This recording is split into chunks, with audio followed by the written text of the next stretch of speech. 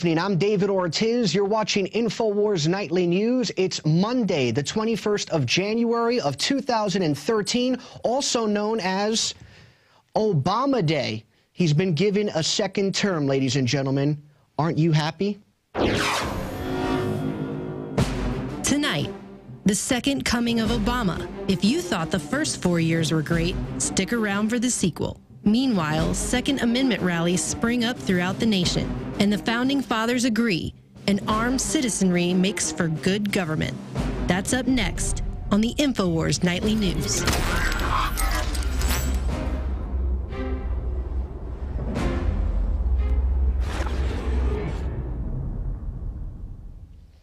Well, welcome back. It seems that President Barack Obama and his supporters were celebrating today. The president's inauguration day was today, and many people came out to honor, as Newsweek would say, the second coming of what many people would deem their Lord and Savior. Jamie Foxx would call him that.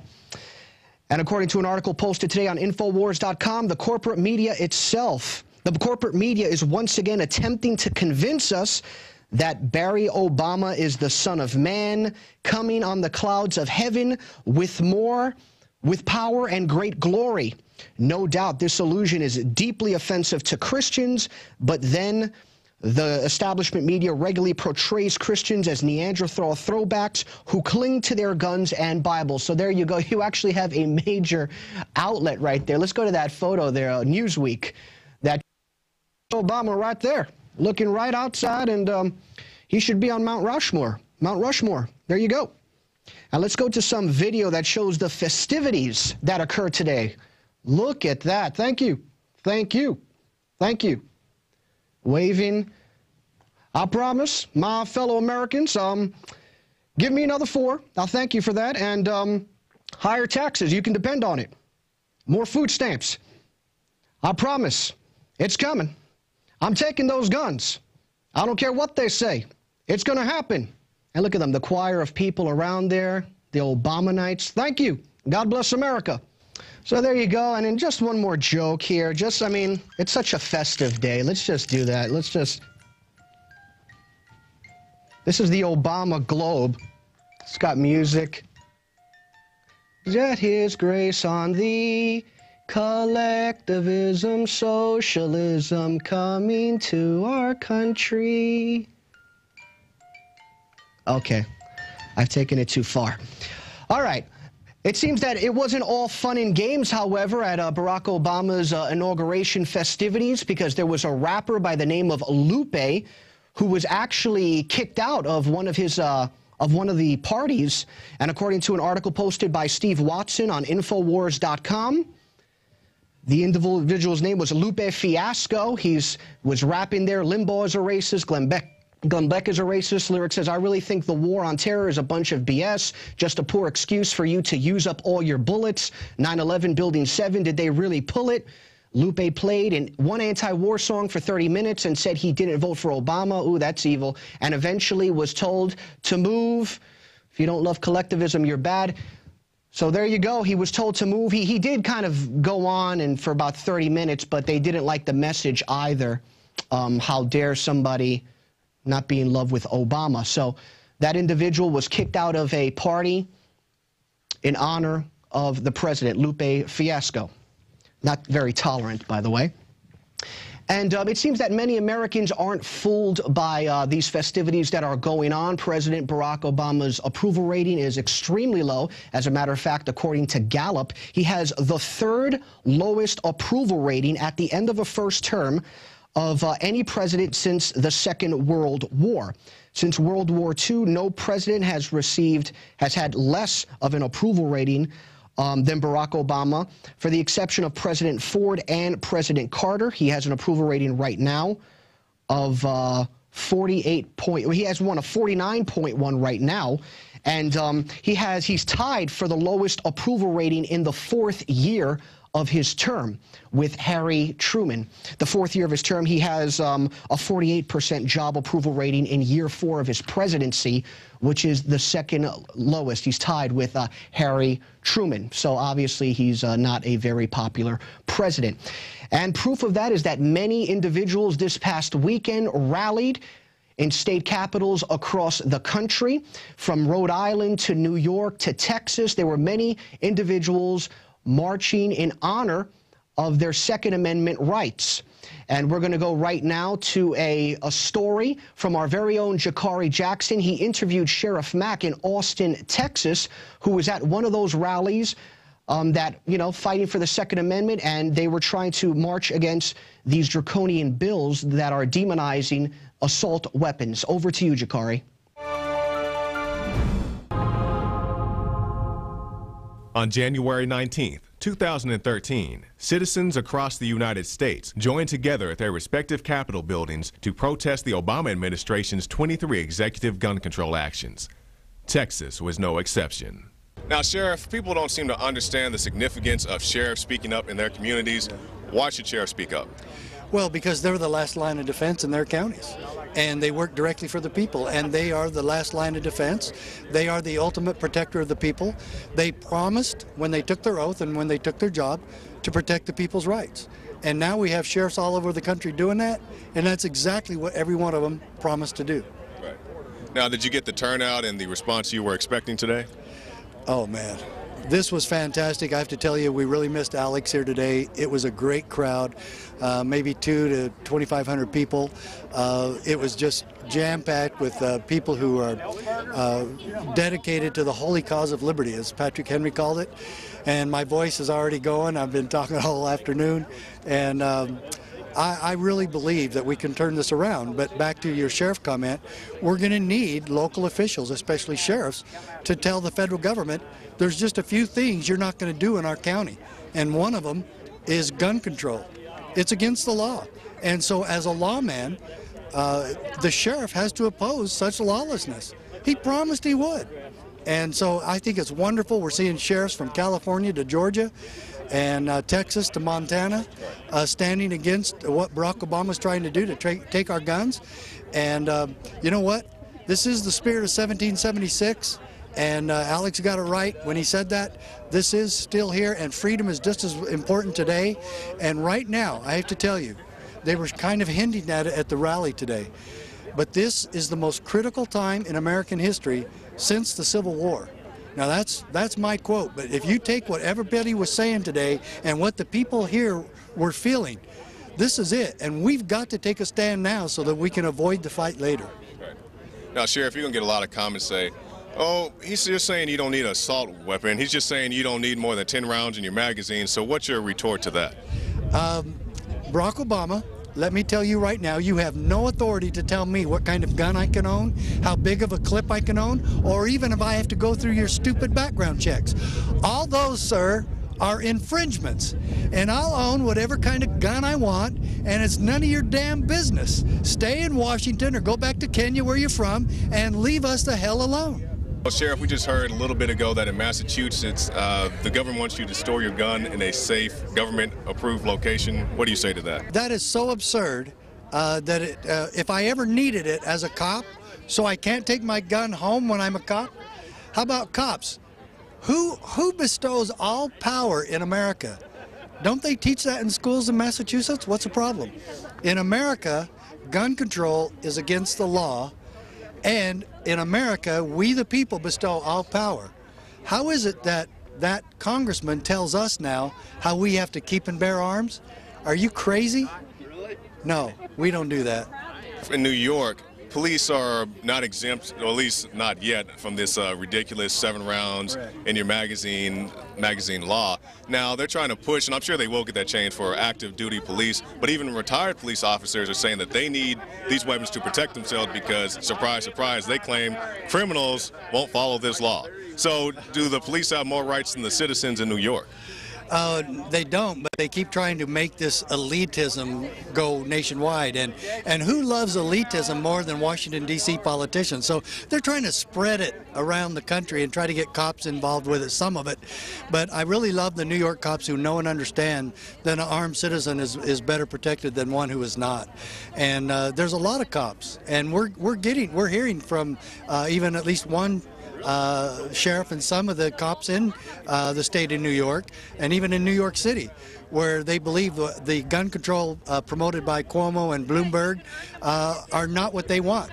And so it's time to have this grassroots swell of a revolution, if you will, and peacefully so. It's time to tell these public officials and these polymagicians, as the name I call them, tell them to get out of the way, get out of our lives. We'll run our own families, we'll run our own lives, and we'll own whatever gun we want. And unless we commit a crime, you, sir, have to leave us alone. And one last question, Sheriff. How do you feel about gun-free zones in schools? Gun-free zones, that's probably the stupidest thing that we ever came up with. As a law enforcement professional, you really think that because we put a sign in front of your school that's a gun-free zone, that is going to make it so?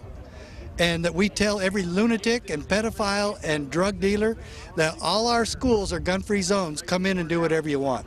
How lunatic can we be? Thank you for your time, Sheriff. Thank you. Good to see you.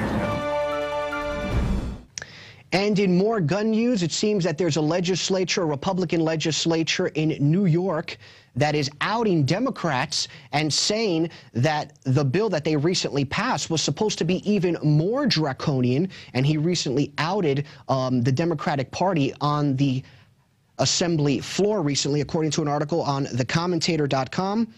The state of New York this week passed some of the strictest gun control laws in the United States, effectively outlawing assault weapons and limiting the size of magazines. But if Republican Assemblyman Steve McLaughlin is to be believed, the New York State Democrats would have gone further if they could have, much, much further. In a video posted to his Facebook page, McLaughlin has shared the information of a secret Democratic proposal, not simply to make the purchasing of the crudely monikered assault weapons illegal in New York, but also to engage in mass confiscation, removing Americans' weapons from their possession. Let's go to that video right now.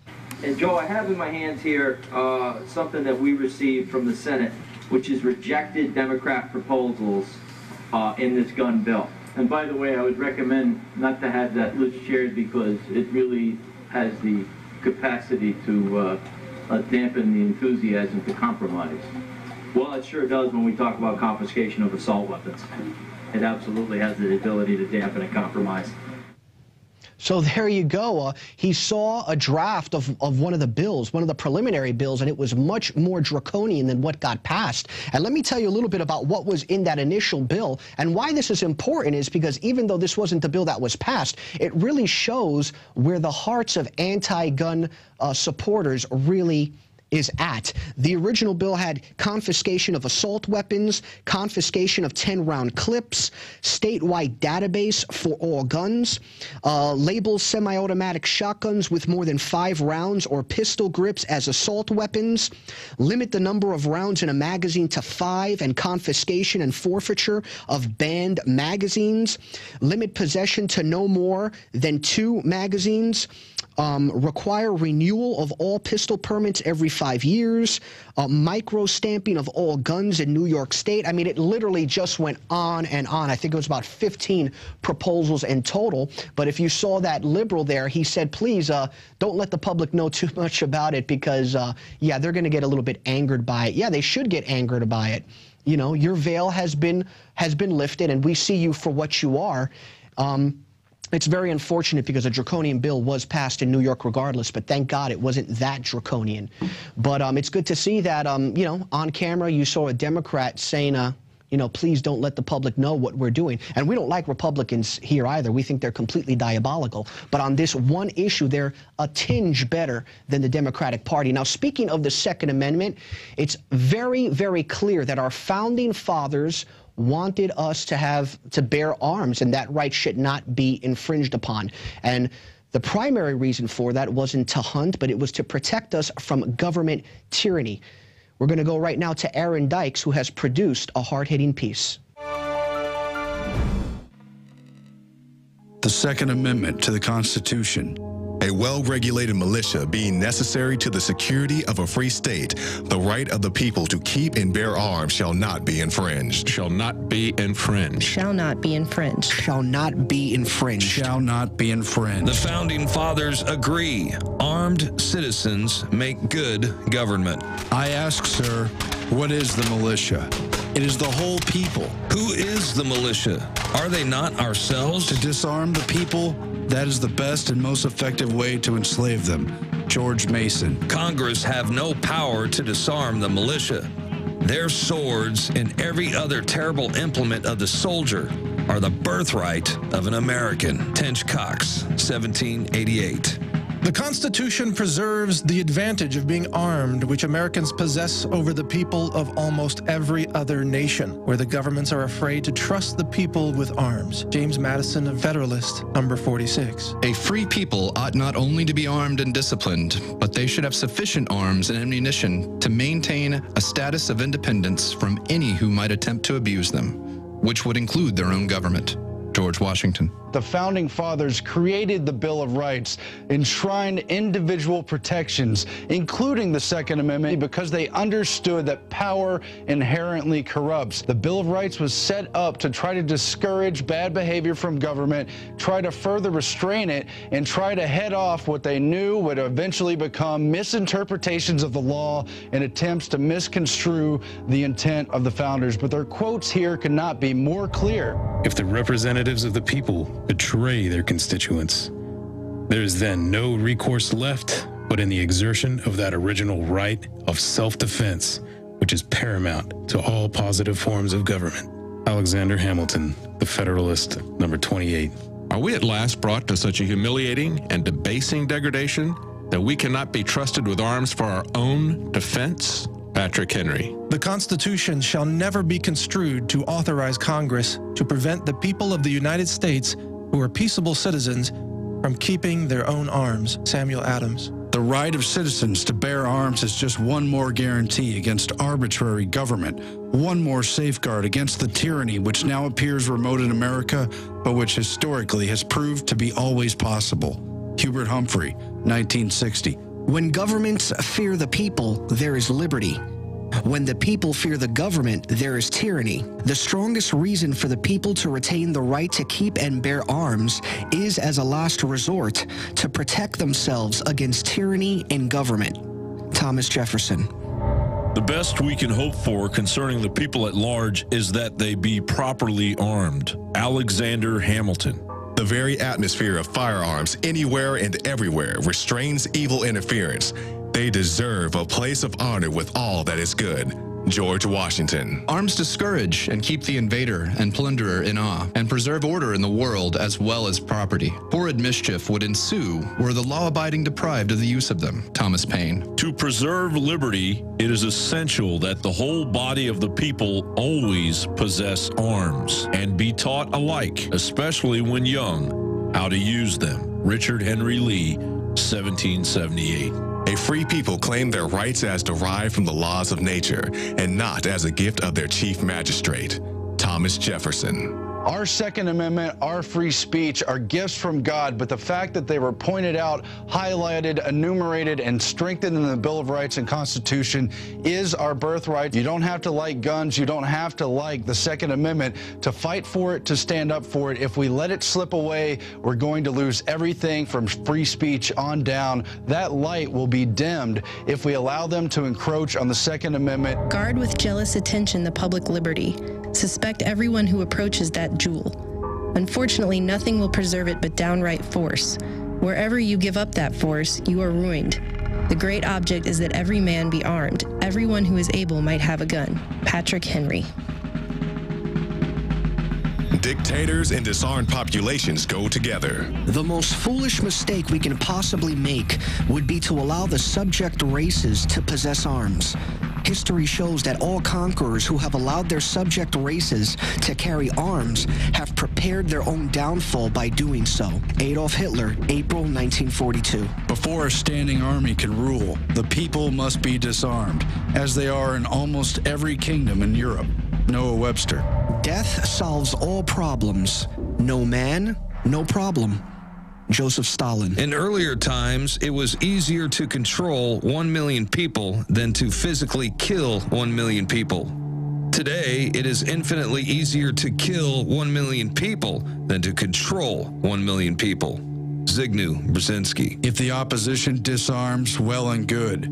If it refuses to disarm, we shall disarm it ourselves. Joseph Stalin. One death is a tragedy. 1 million is a statistic. Joseph Stalin. To disarm the people is the best and most effective way to enslave them. George Mason.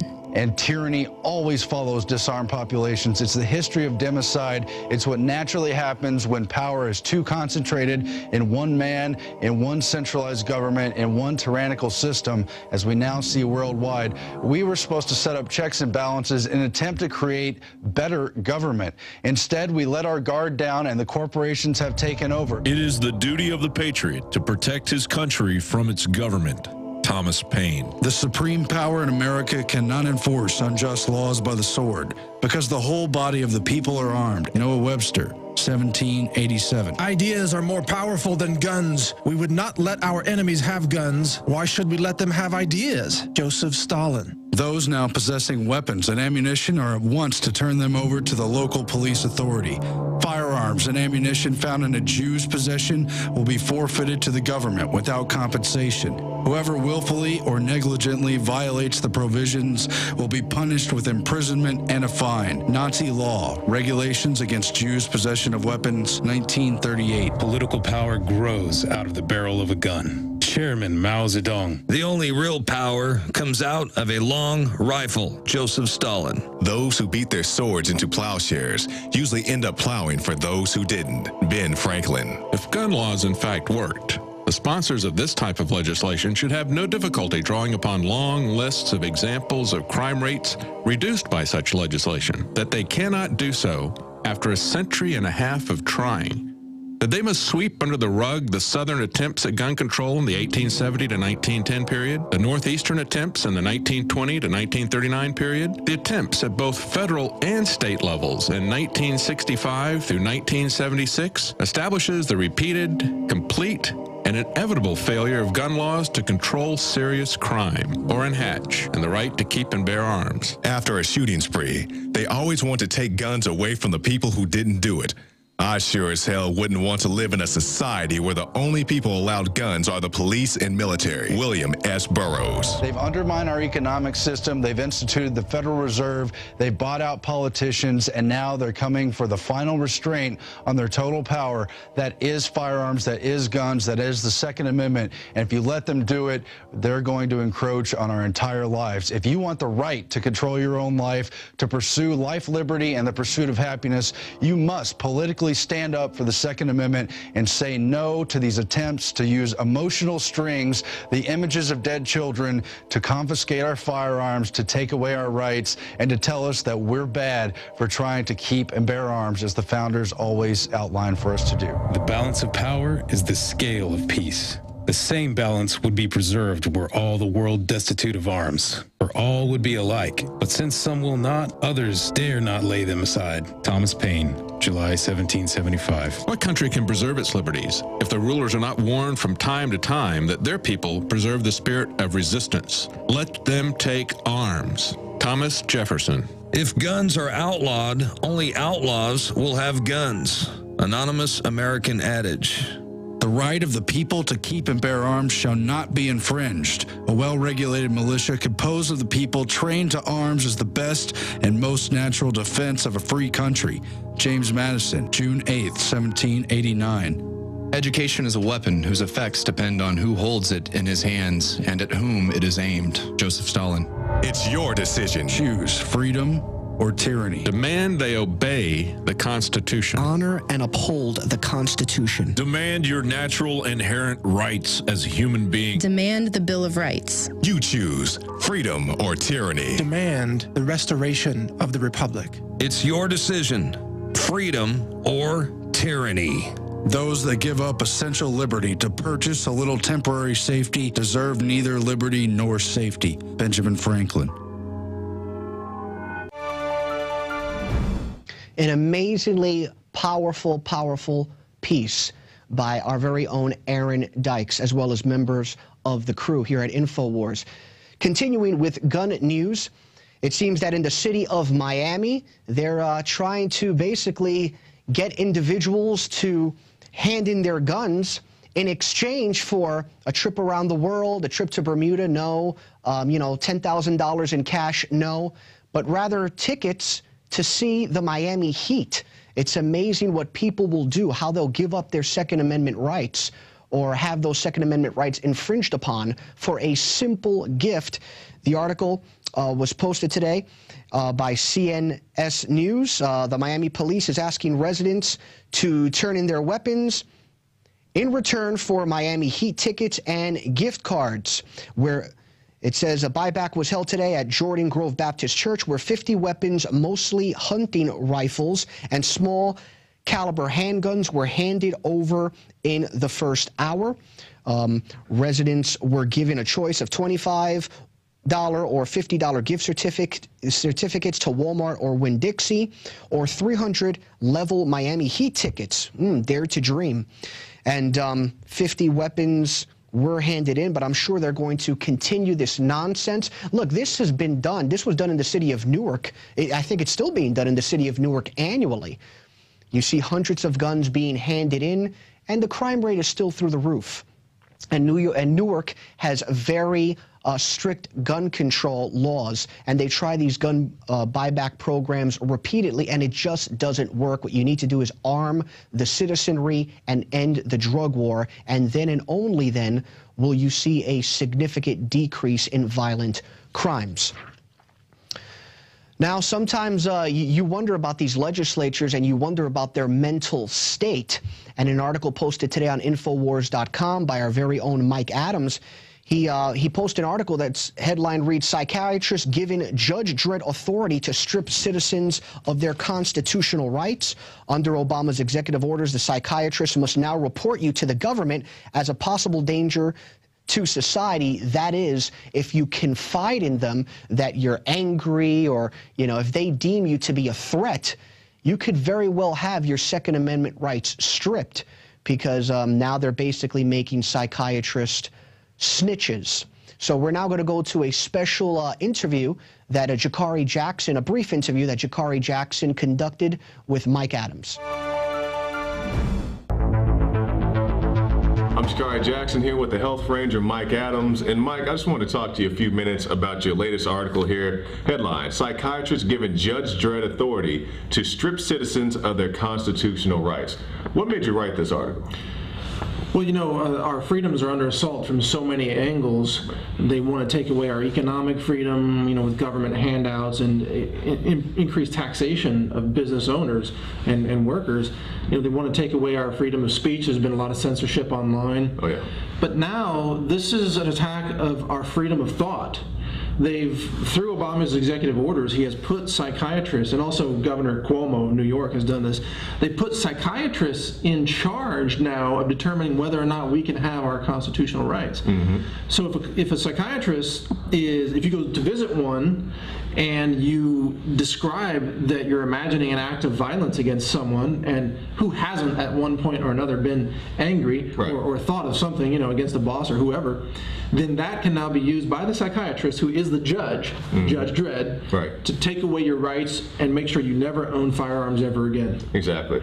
Now, for our audience, those who aren't familiar, Judge Dredd is a fictional character. In his timeline, the police officers are judge, jury, and if need be, executioner. So that's where Mike got the headline, where one person can determine your future as opposed to your due process or lack thereof.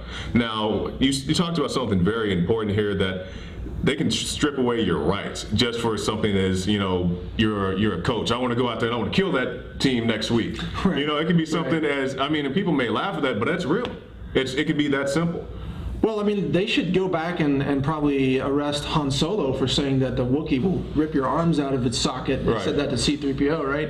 I guess I really am a Star Wars we all are. But, you know, that kind of flippant comment can now be used to take away your rights.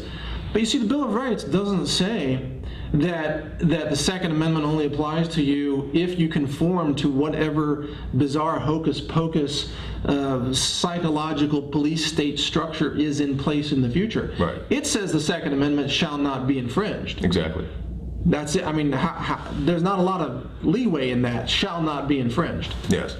And, you know, this weekend I went out to the Texas Capitol, myself and David Knight, and we had a chance to meet many patriots, people who are just sick of the bureaucracy. Yeah. And for a lot of people, you know, people say, why do you need a 100-round magazine? It's not about a 100-round magazine. It's about a line in the sand. Like Ron Paul was talking about, they're telling you what kind of light bulbs and toilets you can have in your house now. And people said, as long as they don't touch my guns, as long as they don't touch my guns. And now they're touching your guns.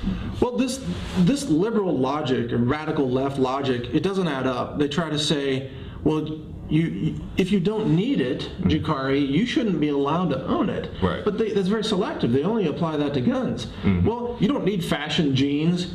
You don't need jewelry. You don't even need Facebook. Right. You wouldn't. If Facebook died tomorrow, you wouldn't die. Right. Well, maybe a few people out there, but most people wouldn't.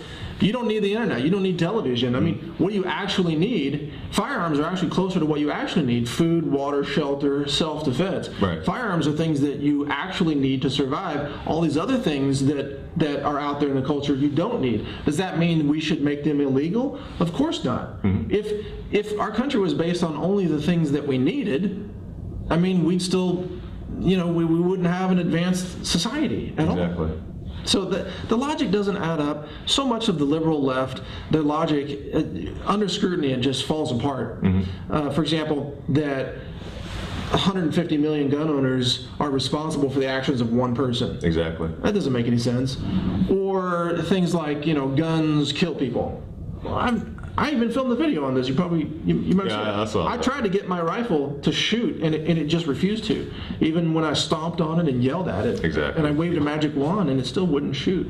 That's true. So I'm convinced that guns actually can't kill people. It's the operators that decide what to do with them. Right. And we see this because people, they say, I don't want you to have a gun. And the logic in this debate is, we people who believe in the Second Amendment, we're saying, hey, we want you to have the option to go out and purchase a firearm. We're not trying to give you one at birth along with the bubblegum cigars, but these authoritarians, they say, I don't have one in my house, you shouldn't have one in your house either, Mike. Well, most of these authoritarians live in cities. Most of the leftist thinking comes from living in cities, which a city is really an artificial construct.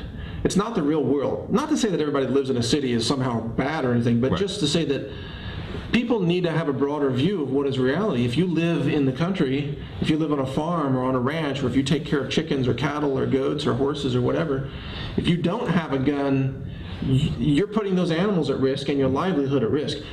To survive on a farm, which is where all the food comes from that is artificially imported into the cities, they don't think city people that. No, they have no clue. They think their city is the real world. They think Facebook is the real world. They've never seen the real world. They don't know where food comes from. They think, I've actually heard people say that they think that meat is surgically removed from a cow and then the cow is put back into the field. They'll just take a little meat at a time. Oh my God. I mean, they have no idea, you know, where food comes from. Right. So they're not living in the real world. I mean, literally. We can't really expect them to be rational people. Mm-hmm. And these are the people who have, you know, they see police on every corner, or they have armed bodyguards like we've seen, you know, many of these people, many of these celebrities and politicians. They live in gated communities, and they have all these other ways of defense. But they don't think about a farmer out on his ranch who may run across some wolves or, you know, whatever else the situation may be. Coyotes. It's not just coyotes, not just to defend yourself from some person. You may have to defend your home against wild animals. Well, absolutely. There have been times when I've been walking at night. I like to take night hikes on a ranch here in Texas. I will actually take my AR-15 with me on the hike. city people don't understand that. Well, you walk outside, you hear coyotes howling, and one time I saw a giant hog, a pig that must have weighed 300 pounds, cross my path when I was out walking at night, and I'm with my dog. And so my dog one time had a run-in with some of the wild hogs. Wild hogs can be very, very aggressive. I have my rifle for the protection of myself and my dog, or if I'm walking with some other animals I'm taking care of, it's a tool. I'm not out there firing it into the air, yeehaw, boom, boom, boom. No. Why would I waste the ammo? I've got it as a tool for safety. You can't buy ammo anymore. No kidding. And besides, it's dangerous to shoot them up in the air anyway. You don't know where they're going to land. So it's a tool, and again, people who live in cities, they need to spend a week in a tent in the wilderness, and they would wake up to reality. Exactly. All right, a few minutes for Mike Adams. I guess we can call it a segment then. A few minutes with Mike Adams. So I'm Jakari Jackson for the InfoWars Nightly News, and we'll go back to David Ortiz. And as the police state continues to grow and grow, we just see more and more situations where local governments are just getting out of control. In an article posted today on InfoWars.com by our very own Paul Joseph Watson, the headline reads, DHS looks to install microphones in urban areas that can listen to conversations. The Department of Homeland Security is looking to install gunshot detector microphones that are capable of listening to conversations throughout urban areas of Washington, D.C. The Secret Service is, quote, seeking information on commercially available gunshot detection technologies for fixed-site surveillance applications. Typical coverage areas are expected to be from tens to hundreds of acres per site located within urban areas.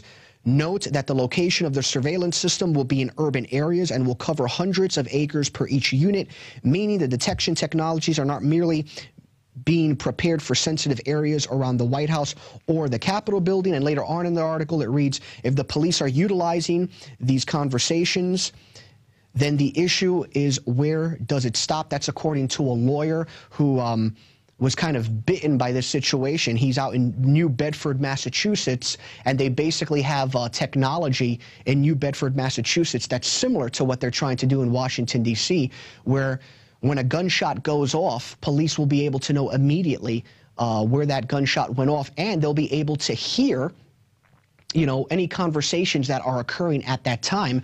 And a lawyer who was representing somebody in New Bedford, Massachusetts, where this technology is in place, was once again quoted as saying, if the police are utilizing these conversations, then the issue is where does it stop? The ACLU has warned that the technology could represent a clear violation of the Fourth Amendment if misused. And this technology, you see it in Maryland now. There are buses that are being equipped with similar technology because they're saying that bus drivers, when they're driving around occasionally, they get into an altercation. And so police need to know, they need to hear that conversation to see who was at fault. Also in East Orange, New Jersey, there's a camera that basically, if it deems your movements to be suspicious, if you extend your arms, let's say that way, police are tipped off and they can rush to the scene. So it's just part of this growing state that's continued to grow and grow. We have to, you know, make sure that this technology is not abused. And now we're going to go to our daily quote of the day.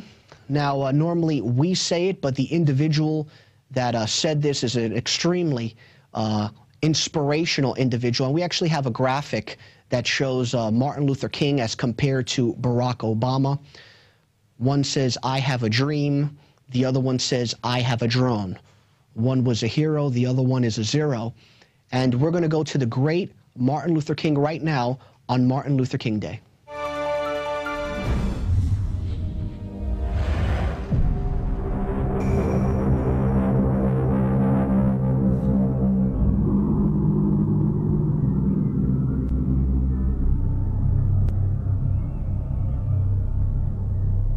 Don't let anybody make you think that God chose America as his divine messianic force to be a sort of policeman of the whole world.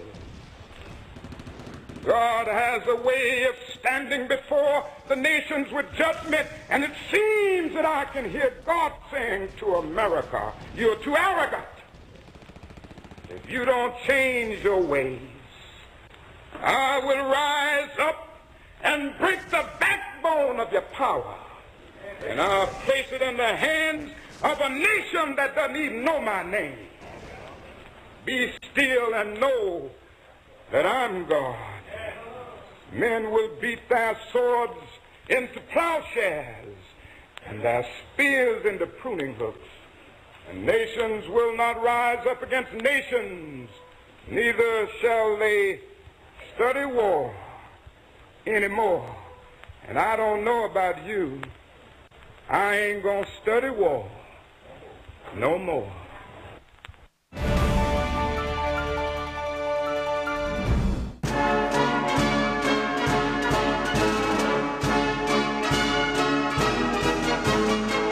Each time we gather to inaugurate a president, we bear witness to the enduring strength of our Constitution. It gave to us a republic, a government of and by and for the people, entrusting each generation to keep safe our founding creed. We have never relinquished our skepticism of central authority. An economic recovery has begun. The commitments we make to each other through Medicare and Medicaid and Social Security, these things do not sap our initiative, they strengthen us. We, the people, still believe that enduring security and lasting peace do not require perpetual war.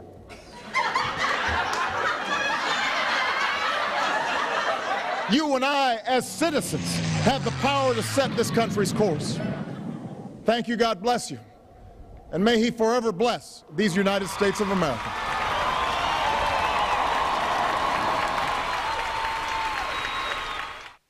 I really enjoy it when the globalists try to poison us, and, well, we resist them via a free market system. Hello, my fellow Info Warriors. Alex Jones here, introducing you to the ProPure family of gravity-fed filters. Now, you know that the globalists are filling our water with radioactive isotopes, fluoride, lead, mercury, arsenic. And one of the few systems that can efficiently and economically remove or reduce down to non-detectable levels these poisons are gravity-fed filters.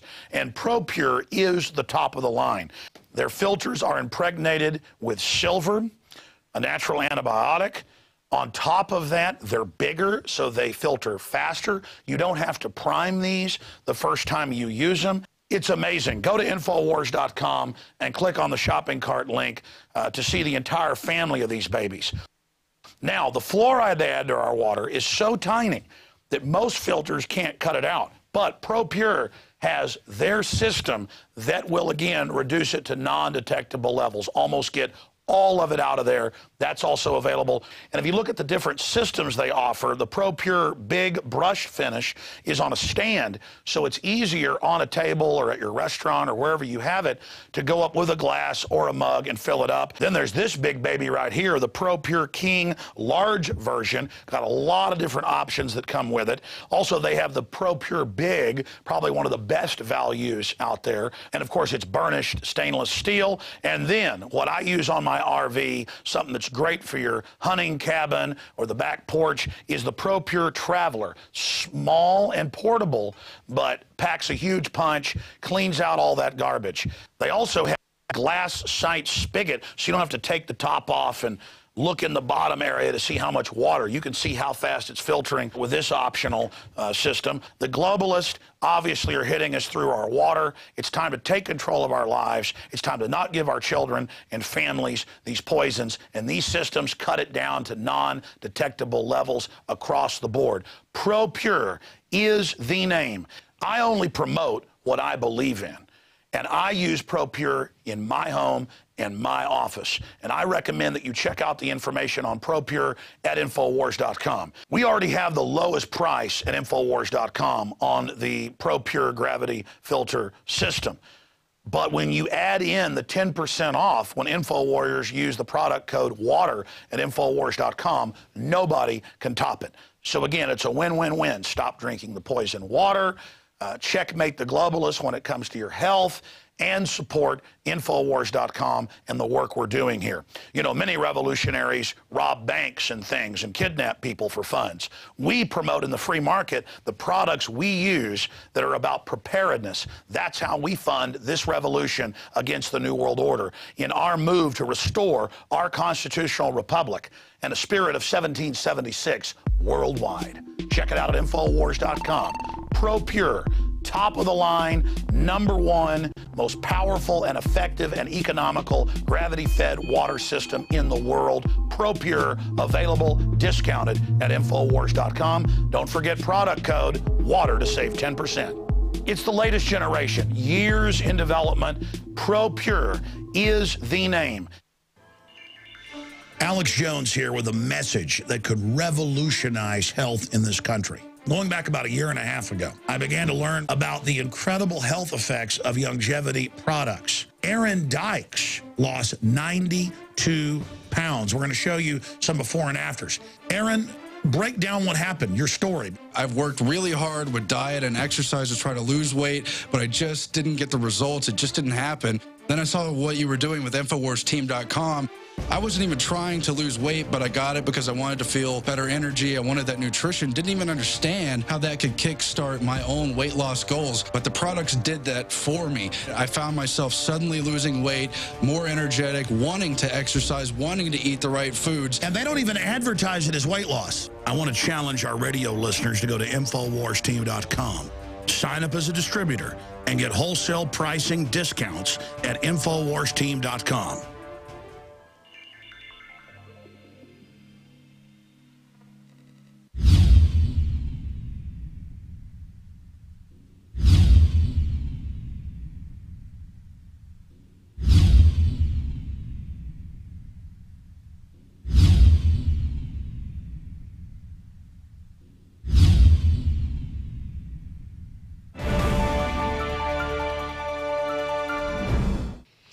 Welcome back. We are now joined by an individual who goes by the name of Max Velocity.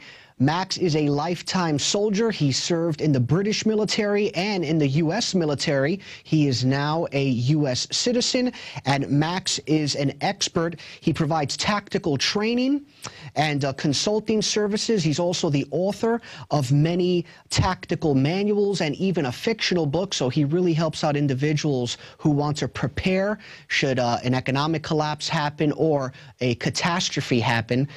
He's quite an individual. Max, thank you so much for joining us on InfoWars Nightly News. Thank you very much for having me. Now, Max, tell us a little bit about yourself. Well, as you said, I spent a considerable period of time in the British Army, and then I spent several years, 5 years over in Iraq and Afghanistan as a security contractor, and then I settled in the States, joined the U.S. military, and became a U.S. citizen. And I live here now with my wife and kids. And despite the accent, I consider myself a patriot for the Constitution, the Second Amendment, and that's pretty much me. I have written those books, as you say. One of them, the main one, Contact, a tactical manual for post-collapse survival, is aimed at people to help them survive. And it's a tactical manual. And as you mentioned, the book, Patriot Dawn, is just recently out. And that's an attempt to bring a message via a fictional novel, which it seems to me is a good way of bringing those sort of things to people and giving them a good impression about what they might expect and how they might best prepare themselves. Yeah, absolutely. And we're going to absolutely get to those in a second. But I'm very interested. Obviously, you're from Britain. What do you think about Piers Morgan's recent rants and his desire to have strict gun control? Piers Morgan is outrageous. I mean, for starters, I'm not sure what his immigration status is, but I don't think he should be here in the United States telling people that they have to change the Constitution and they have to get rid of the Second Amendment. I think it's outrageous. He did some pretty outrageous things when he was in the UK. Now he's over here. I saw I forget the name of it, the thing that people signed to get him back to the UK. Someone commented to me that they didn't want him back in the UK. But on a serious note, I mean, he's a front man for the agenda to disarm Americans, and I think that the way he kind of trivializes and tries to he tries to paint people as crazy. And you see an interview with him, and if you mention the real reason for the Second Amendment, not all these little excuses that he comes out with, and he talks, and if you actually bring up the real reason, to defend against tyranny, to maintain the power, with the sovereign people, the American people, he always seems to try and denigrate the person. And I don't like his tactics. I don't like his arrogance. And I think that he shouldn't be doing what he's doing. Now, I'm very interested your take on this, because you're from Britain and the UK. You obviously understand that culture. It's a wonderful culture. You know about the American culture. Piers Morgan, and it's not about Piers Morgan, it's about, people with his mindset, says that, we're not sensible because of our Second Amendment. We have the right to maybe own a gun to protect ourselves in our house, but, we shouldn't conceal carry. We shouldn't have assault weapons. What's your take on that as a British an American citizen now, but, born in Britain? Well, I am extremely happy to be living in the United States and to have the right to have firearms and to have the right, I'm looking at things like potential collapse, economic collapse, and to be able to equip myself so I can protect my family should something like that happen. The other side of it, and I would worry if I was in the UK right now, and should we have an economic collapse, I would not be able to do much about it in terms of defending my family. I sort of understand a little bit there's two sides to this. Obviously, Piers Morgan is pushing an agenda, but at the same time, having him come from the UK, I understand his kind of almost revulsion about firearms, because they're not really in society in the UK, which actually doesn't make it more of a peaceful society in the UK. It's actually more of a violent society, and people are much more ready to go to violence, go to fist fighting, beating people to death in the streets, using claw hammers, whatever they've got. So it's definitely not a less violent society in the UK. But for instance, I was in the British Army, and we had our weapons, and they were locked in an armory when we weren't using them, and we didn't have them in society. So you didn't go home and have one. You didn't have a concealed carry. They were just locked away, and you would take them out when you were going to do some training or go on a mission. So there is a very different understanding about firearms in the UK, but that's because obviously they took them away a long time ago, and people are not used to them. So, which is precisely what people want, with this kind of programming that's going on in the United States right now, is to create, in our school children, a kind of revulsion about guns and firearms, and everybody has one. It's crazy. Whereas, in fact, given that the bad guys, whether that be potential government tyranny or whether that just be the criminals, if they've got those guns, the sensible thing is that even if there was no Second Amendment, the good guys need to have guns to protect themselves against the bad guys. Luckily, we have the Second Amendment, which prevents this kind of propaganda from, hopefully is going to prevent this propaganda from pushing through all the way and getting what they want, which is a total ban on guns. Now, you, in your estimation, you touched on it a little bit. Do you think the UK is more dangerous than the United States in terms of violent crimes? Yes, I think that it's not that there are no guns in the UK, because a lot of criminals have guns. But of course, that you could say that kind of criminal gun violence is confined to the criminal gang sort of classes and areas and groups. But in general, the UK is I feel it's a lot quicker to violence than it is in the US. Having lived in the US for a number of years now, in the UK, I remember growing up. They changed the laws on pubs now to have like all-night opening, but it used to be that they always had to close at 11 o'clock at night, and there was kicking out time onto the streets, and that was basically Fight Club. There's no understanding or fear in the UK that someone may have a gun in their waistband or in their truck, and therefore that might kind of dissuade you a little bit from wanting to go and beat them down. In the UK, people will go to that kind of violence very readily, and people always hark back to the old days, but unlike when there may have been a little bit of sort of gentlemanly conduct in the old days, nowadays if you go to the ground in the street outside a pub, then you'll probably find yourself kicked into oblivion by the guy's friends. So, and there is no ability in the UK to defend yourself from that by having a firearm.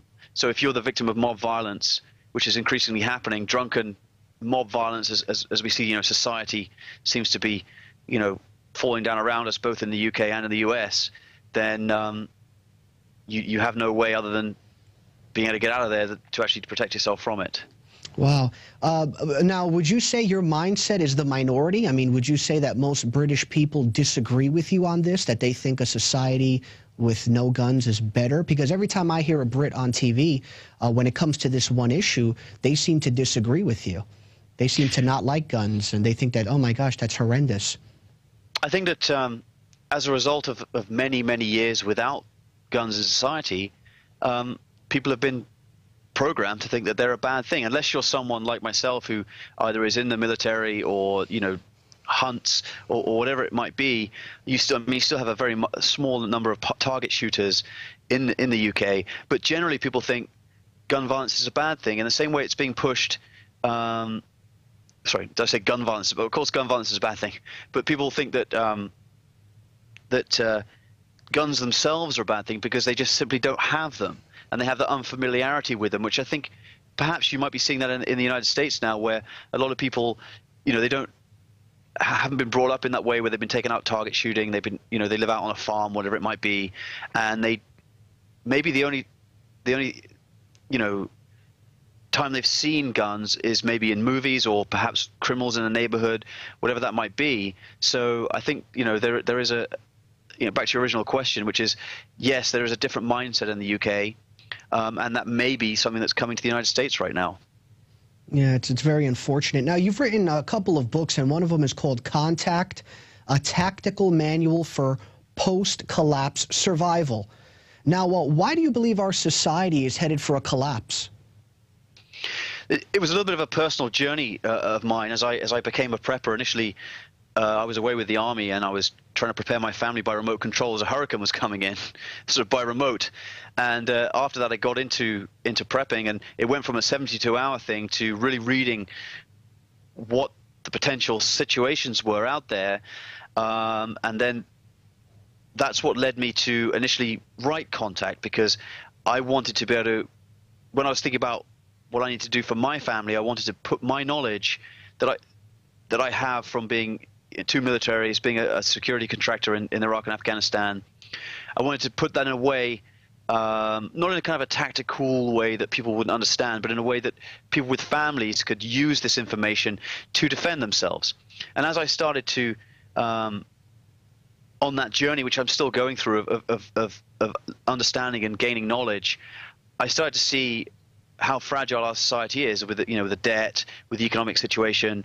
And of all the kind of doomsday prepper scenarios that you see out there, the one that I think is most likely is an economic collapse. And in fact, as I was finishing this book up over Christmas, my latest one, which is a novel, I started to rush a little bit because I saw everything going down, and I thought, well, maybe I need to get this book out so at least some people read it before the economic collapse happens, because it seems that it's going to happen at some point. Now, I could be wrong. I live in two worlds. I live in a world of got to be ready for when the economic collapse happens, and the other world is maybe it isn't going to happen for a few years, so just keep things going and obviously live in the normal life, but being prepared to should it happen.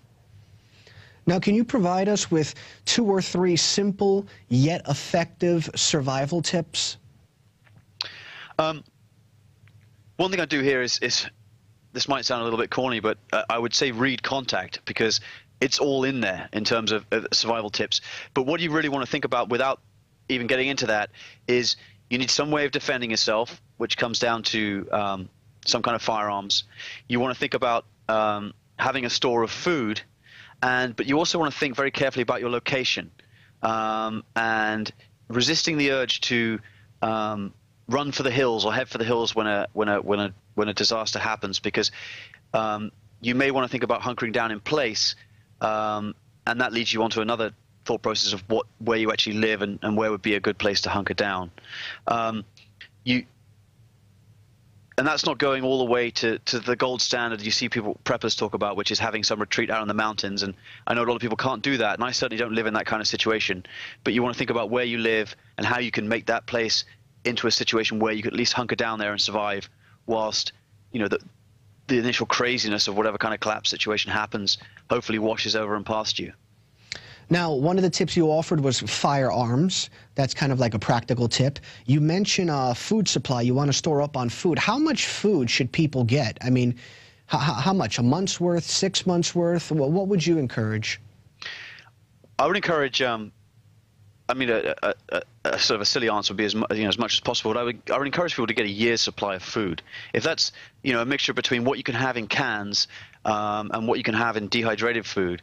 And I realize that that's expensive and costs money, but it doesn't have to be that expensive. Even if you just get rice in bulk, rice, that kind of stuff, put it in the 5-gallon containers with the Mylar bags. Any prepping site will tell you how to do that, and then get some other stuff to supplement it. But I think that if a serious collapse happens, now there's two things here. And when I wrote my book Patriot Dawn, I wrote of a kind of a collapse overlain with a government tyranny and a regime that rises. You could get a collapse of the kind of the apocalypse type thing where everything suddenly goes away, or you could get a government tyranny situation. But really, you want to be able to survive through the initial, what you might call a die-off, as the situation goes through, and get yourself at least through that first year until you can get to some kind of sustainable situation where you can try and produce some kind of food. Hopefully you'll be able to survive through the initial die-off. And the reason for the firearms is to keep those people away who want your food so they themselves can survive through that die-off period. Now, we obviously have eFoods Direct here, which is they work with us. But you had mentioned rice. A lot of these foods, they take up space. Aside from rice, which is pretty, you could stack that up and it doesn't take up that much space. What type of other foods can people get? Well, they can get the dehydrated food, which can be a little expensive, but that's a good convenient way of getting food. They can get canned food, but that's heavy, and a little bit perhaps expensive.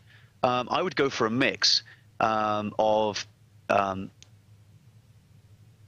putting some of your own stuff away in bulk, which is a little bit cheaper, as we mentioned, the rice, getting some dehydrated food, and without mentioning any brand names, but and also get a good sort of a pantry stock of canned food, spices, all the little extra additional items that you're going to need. And the other thing is, if you live in the kind of environment where you can do this, obviously not in the inner city, but if you have some kind of acreage with a homeowners association that will allow you to do it, you can get chickens, you can maybe get a goat for milk, something like that. Start a little garden. Just a vegetable garden. All these kind of things will supplement your food and allow you to have some fresh stuff and keep you going, a little bit longer.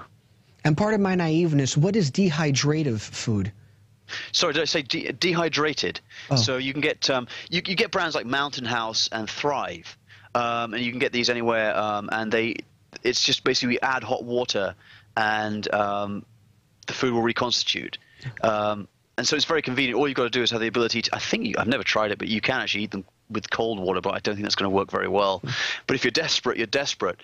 But you've got to consider that you may not have, for instance, bread. So you might want to think about a way to make bread. And if you think you can't do that, then you want to think about maybe you can get in the same people that sell the dehydrated food, you can get things like pilot crackers, and so you can get a bunch of those tubs of the pilot crackers, and think about what you're going to put on it. So maybe you can get some canned butter or some peanut butter, which lasts a long time, and just think about how you're going to survive without being able to go to the supermarket, and think how you're going to cook that food and heat that water.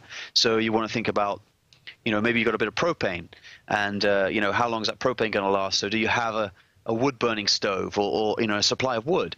And it kind of snowballs into, this is the whole prep. I'm getting into the whole prepping thing here, but you've got to imagine yourself in a situation without utilities where you can actually think of alternatives for what you do now, and even that goes across to hygiene and taking a shower. So how are you going to do that? Well, obviously in a water supply. Maybe on a wood-burning stove you can heat some water, and then this is something actually I first did in Afghanistan, which is to use one of those solar showers. But when it's cold, you can actually fill one of those solar showers with hot water that you use on a wood-burning stove, and then you can go wherever's private, hang up a bar in your bathroom. Sure. And you know, you can actually take a shower and think about, you know, how you're going to work on your hygiene and the hygiene of your kids.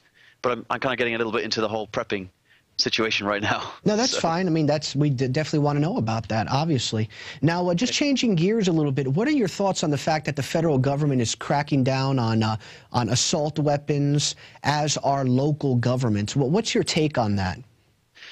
Okay, I think that sorry, my phone was going off there. I apologize. I think, again, they talk about assault weapons. You know, these are not assault weapons; they're semi-automatic weapons.